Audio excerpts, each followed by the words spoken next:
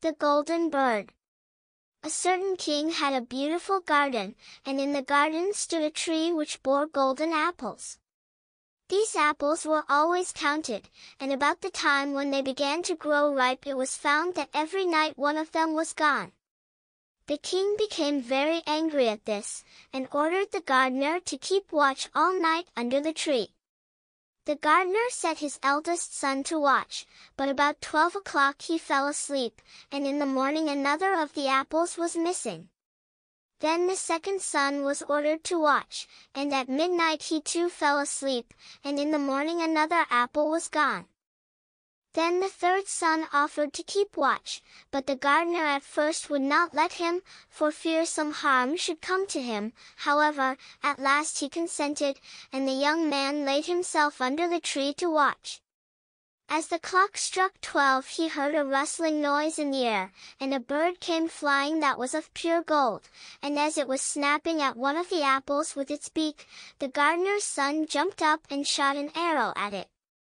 But the arrow did the bird no harm, only it dropped a golden feather from its tail, and then flew away. The golden feather was brought to the king in the morning, and all the council was called together. Everyone agreed that it was worth more than all the wealth of the kingdom, but the king said, "One feather is of no use to me, I must have the whole bird." Then the gardener's eldest son set out and thought to find the golden bird very easily, and when he had gone but a little way, he came to a wood, and by the side of the wood he saw a fox sitting, so he took his bow and made ready to shoot at it. Then the fox said, "Do not shoot me, for I will give you good counsel. I know what your business is, and that you want to find the golden bird.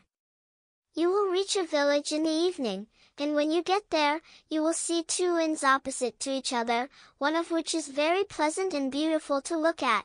Go not in there, but rest for the night in the other, though it may appear to you to be very poor and mean." But the son thought to himself, "What can such a beast as this know about the matter?" So he shot his arrow at the fox, but he missed it, and it set up its tail above its back and ran into the wood. Then he went his way, and in the evening came to the village where the two inns were, and in one of these were people singing, and dancing, and feasting, but the other looked very dirty, and poor. "I should be very silly," said he, "if I went to that shabby house, and left this charming place." So he went into the smart house, and ate and drank at his ease, and forgot the bird, and his country too. Time passed on, and as the eldest son did not come back, and no tidings were heard of him, the second son set out, and the same thing happened to him. He met the fox, who gave him the good advice, but when he came to the two inns, his eldest brother was standing at the window where the merrymaking was, and called to him to come in, and he could not withstand the temptation, but went in, and forgot the golden bird and his country in the same manner. Time passed on again, and the youngest son too wished to set out into the wide world to seek for the golden bird, but his father would not listen to it for a long while, for he was very fond of his son, and was afraid that some ill luck might happen to him also, and prevent his coming back. However, at last it was agreed he should go, for he would not rest at home, and as he came to the wood, he met the fox, and heard the same good counsel. But he was thankful to the fox, and did not attempt his life as his brothers had done, so the fox said, "Sit upon my tail, and you will travel faster." So he sat down, and the fox began to run, and away they went over stock and stone so quick that their hair whistled in the wind. When they came to the village, the son followed the fox's counsel, and without looking about him went to the shabby inn and rested there all night at his ease. In the morning came the fox again and met him as he was beginning his journey, and said, "Go straight forward, till you come to a castle, before which lie a whole troop of soldiers fast asleep and snoring. Take no notice of them, but go into the castle and pass on and on till you come to a room, where the golden bird sits in a wooden cage. Close by it stands a beautiful golden cage, But do not try to take the bird out of the shabby cage and put it into the handsome one, otherwise you will repent it." Then the fox stretched out his tail again, and the young man sat himself down, and away they went over stock and stone till their hair whistled in the wind. Before the castle gate all was as the fox had said, so the son went in and found the chamber where the golden bird hung in a wooden cage, and below stood the golden cage, and the 3 golden apples that had been lost were lying close by it. Then thought he to himself, "It will be a very droll thing to bring away such a fine bird in this shabby cage," so he opened the door and took hold of it and put it into the golden cage. But the bird set up such a loud scream that all the soldiers awoke, and they took him prisoner and carried him before the king. The next morning the court sat to judge him, and when all was heard, it sentenced him to die, unless he should bring the king the golden horse which could run as swiftly as the wind, and if he did this, he was to have the golden bird given him for his own. So he set out once more on his journey, sighing, and in great despair, when on a sudden his friend the fox met him, and said, "You see now what has happened on account of your not listening to my counsel. I will still, however, tell you how to find the golden horse, if you will do as I bid you. You must go straight on till you come to the castle where the horse stands in his stall. By his side will lie the groom fast asleep and snoring. Take away the horse quietly, but be sure to put the old leathern saddle upon him, and not the golden one that is close by it." Then the son sat down on the fox's tail, and away they went over stock and stone till their hair whistled in the wind. All went right, and the groom lay snoring with his hand upon the golden saddle. But when the son looked at the horse, he thought it a great pity to put the leathern saddle upon it. "I will give him the good one," said he, "I am sure he deserves it."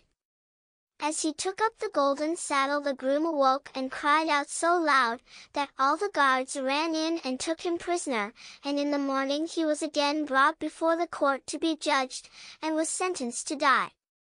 But it was agreed, that, if he could bring thither the beautiful princess, he should live, and have the bird and the horse given him for his own. Then he went his way very sorrowful, but the old fox came and said, "Why did not you listen to me? If you had, you would have carried away both the bird and the horse, yet will I once more give you counsel. Go straight on, and in the evening you will arrive at a castle. At 12 o'clock at night the princess goes to the bathing house. Go up to her and give her a kiss, and she will let you lead her away, but take care you do not suffer her to go and take leave of her father and mother." Then the fox stretched out his tail, and so away they went over stock and stone till their hair whistled again. As they came to the castle, all was as the fox had said, and at 12 o'clock the young man met the princess going to the bath and gave her the kiss, and she agreed to run away with him, but begged with many tears that he would let her take leave of her father.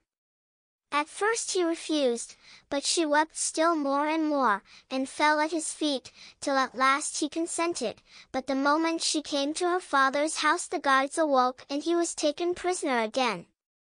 Then he was brought before the king, and the king said, "You shall never have my daughter unless in 8 days you dig away the hill that stops the view from my window." Now this hill was so big that the whole world could not take it away, and when he had worked for 7 days, and had done very little, the fox came and said, "Lie down and go to sleep, I will work for you." And in the morning he awoke and the hill was gone, so he went merrily to the king, and told him that now that it was removed he must give him the princess.